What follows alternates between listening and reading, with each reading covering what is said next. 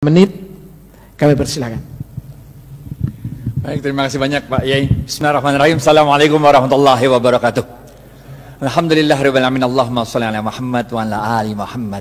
Bapak Ibu sekalian, saya 10 menit aja karena ada acara di rumah, banyak tamu, ada 150 orang. Jadi kita mesti kabur habis ini. Ketika Abdurrahman bin Auf hijrah dari Mekah ke Madinah, ini ngelanjutin ceritanya kayak Khalil nih, ceritanya kayak Khalil, lanjutin dah. Ketika Abdurrahman bin Auf pindah dari Mekah ke Madinah, nggak bawa apa-apa, padahal beliau adalah seorang pedagang yang sukses, yang hebat. Tapi sampai Madinah nggak punya apa-apa karena cuma bawa badan sama baju yang di badan doang, bener gak?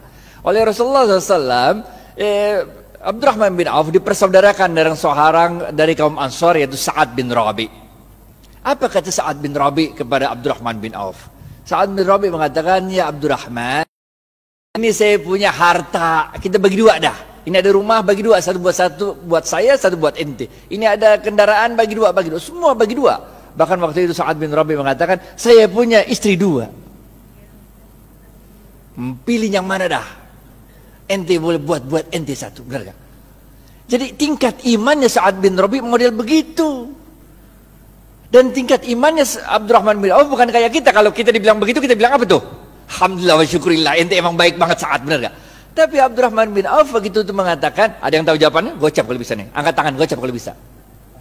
Abdurrahman bin Auf mengatakan, terima kasih banyak ya Sa'ad, mudah-mudahan Allah memberkahi keluargamu, mudah-mudahan Allah memberkahi hartamu. Tunjukkan aku di mana? Pasar. Gocap.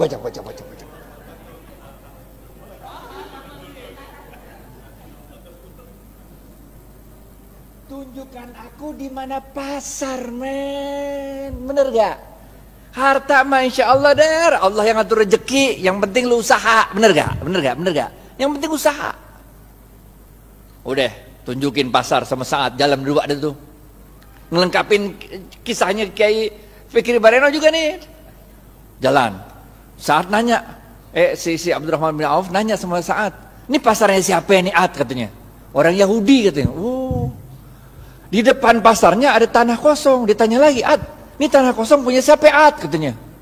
Punya aneh kata Sa'ad. Udah Ad, kita jadiin pasar katanya. Bagaimana caranya? Udah tenang dah. Orang kalau jualan di pasarnya Yahudi itu suruh nyewa lapak. Lapak tuh sewa, bener gak? Sedangkan Abdurrahman bin Auf itu tanahnya Sa'ad bin Rabi dipatok-patok, dijadiin itu lapak-lapak, kan nyewa. Kaum muslimin silakan jualan aja di sini. Kalau untung bagi hasil. Ngerti gak? Lah itu kaum muhajirin yang pindah kan nggak punya harta yang dibawa, bener gak? Jadi kalau suruh bayar sewa kagak sanggup, bener gak? Jualan aja dulu, benar gak? Kalau untung bagi hasil, nih. Itu sebabnya ekonomi Madinah mulai tumbuh.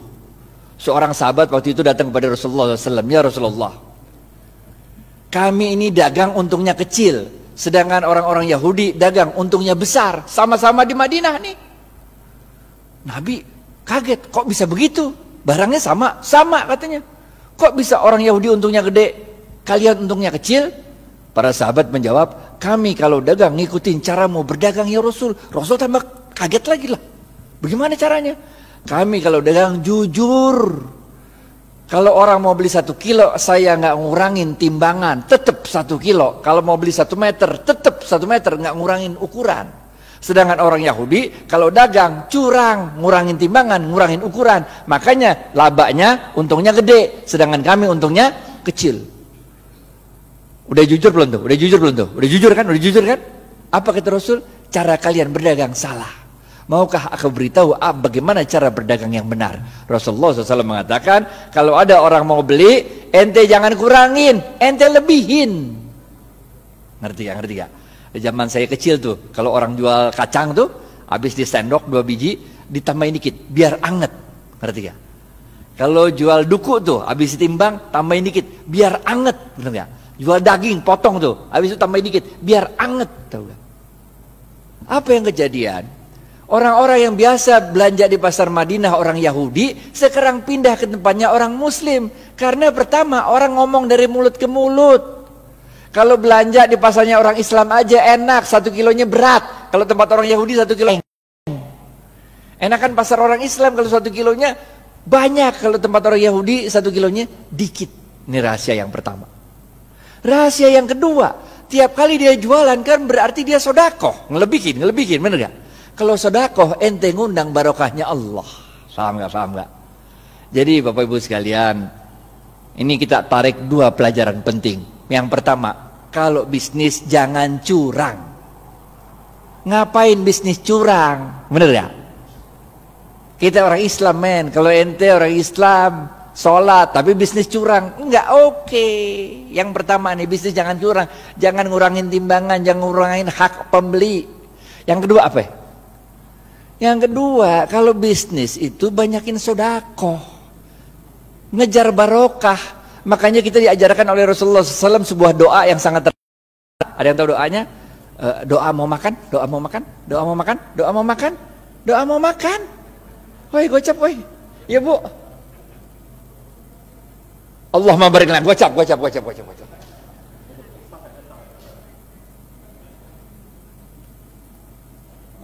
kita diajarkan oleh Rasulullah SAW, Allahumma barik lana fima rozaqtana wa qina azabannar. Wahai Allah, berkahilah seluruh rezeki yang Engkau berikan pada kami dan jauhkan kami dari siksa api neraka. Ini doanya begini nih. Paham gak? Jadi kalau bisnis mau sukses, pertama ente kudu jujur. Tapi jujur aja kagak cukup. Kita juga harus cerdas, harus fatonah, harus tabligh, benar ya? Ente jujur tapi bego, ya udah ente selamat dunia tapi ente senep. Ente harus jujur, das, dan jangan lupa apa?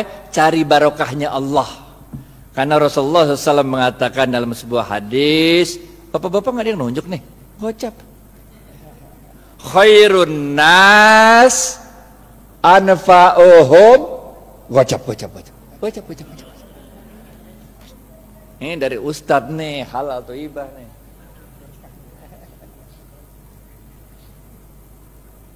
Paham ya?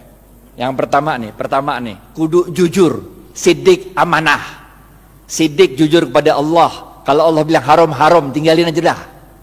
Amanah itu kalau dikasih kepercayaan sama orang jangan dirusak, pegang baik-baik, bener gak? Selain jujur kita juga harus cerdas dalam membaca situasi, fatonah, cerdas dalam menyampaikan sesuatu, tabligh. Kagak cukup yang ini doa. Yang ketiga, bener gak? Jujur, cerdas. Yang ketiga, cari barokahnya Allah. Khairun nas anfa'uhum linnas. Sebaik-baik manusia adalah yang paling banyak memberi manfaat bagi manusia lain. Ngapain kaya sendirian, gak asik walaupun halal. Ngerti gak? Gak asik kaya halal tapi gak nyebarin barokah, gak asik. Orang bilang dia kaya tapi pelit, bener gak? Yang keempat, terakhir nih, habis nih.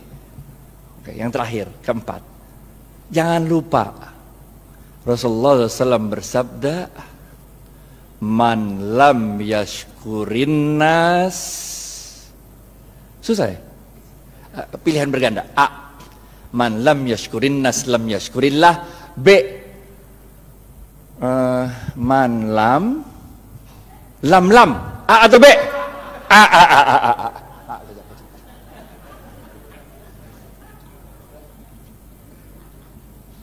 Ingat Bapak Ibu sekalian, kita ini bukan Rasul, bukan Nabi. Kalau Rasul sama Nabi ada masalah, doa dikit, Allah kirim pertolongan pakai malaikat. Ya kan? Nabi Musa, depan laut, belakang Fir'aun. Masalah kan? Doa dikit, laut merah kebuka, jalan baik-baik dah. Bener gak? Fir'aun ngikut dari belakang, doa lagi dikit, ketutup laut merah, mati Fir'aun. Bener gak? Nabi Ibrahim dibakar hidup-hidup sama Namrud. Doa dikit, berasa dingin tuh api, bener gak? Nabi. Lah kita ini manusia, Pak. Coba aja ibu pulang ntar, coba bakar tangan kalau nggak gosong, bener gak? Caranya Allah nolongin kita dengan menggerakkan makhluk-makhluknya untuk nolong kita. Itu sebabnya man lam yashkurin nas lam yashkurillah. Siapa-siapa yang tidak dapat berterima kasih pada manusia, pada hakikatnya dia tidak bersyukur kepada Allah. Nih nomor 4. Ente sukses bisnis, ente jangan merasa sukses itu karena diri ente. Tapi karena Allah menggerakkan makhluk-makhluknya supaya kita sukses. Emang bisa hidup sendirian? Emang saya bisa nyampe Al-Azhar kalau kagak ada supir yang nganterin kemari? Emang supirnya bisa nyampe sini kalau di rumahnya nggak ada istrinya yang nyetrikain pakaian?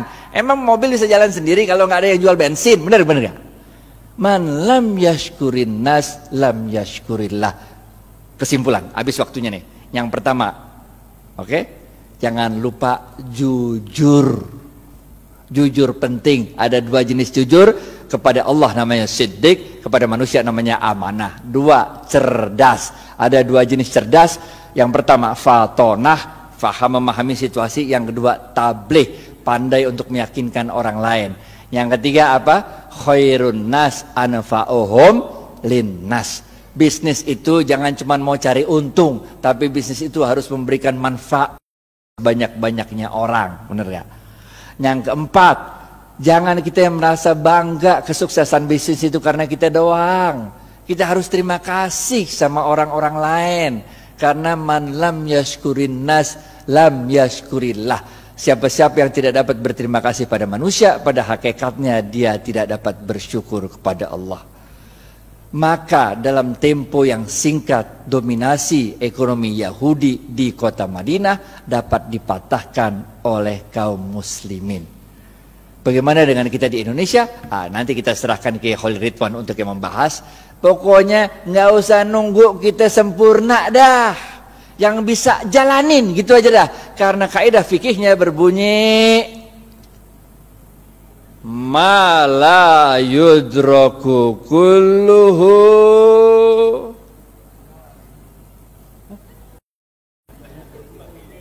gocap.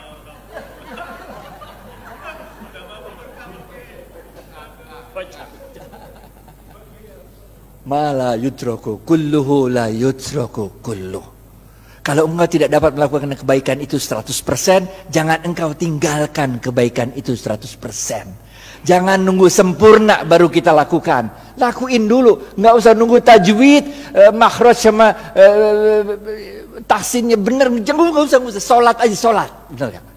Nggak usah nunggu kita sempurna baru kita jalan, nggak usah, jalanin aja dulu dah. Karena dalam sebuah hadis qudsi Allah mengatakan, amalkan apa yang engkau ketahui, niscaya akan aku beritahu apa yang tidak engkau ketahui. Jalanin aja, jalanin. Karena barokah fil harokah. Barokah itu adanya dalam harokah, dalam pergerakan. Jalanin aja, kayak Siti Hajar lari dari Safa ke Marwah, bener gak? Itu kan lucu, coba udah Safa Marwah lari-lari 7 kali bolak-balik, kagak ada air, bener gak? Yang nemuin air siapa? Ismail. Yang capek lari siapa? Hajar. Nggak penting men siapa yang nemuin air, bener gak? Yang penting inna sofa wal marwata min sa'airillah. Dicatat sama Allah usahanya Hajar itu, dicatat sebagai min sa'airillah, tanda-tanda kebesaran Allah. Nggak penting kalau kita usaha tuh bahwa kehebatan usaha kita itu dinikmati oleh kita, nggak penting. Bahkan ketika besok pun mau kiamat, kalau punya bibit lu tanam, ngerti ya?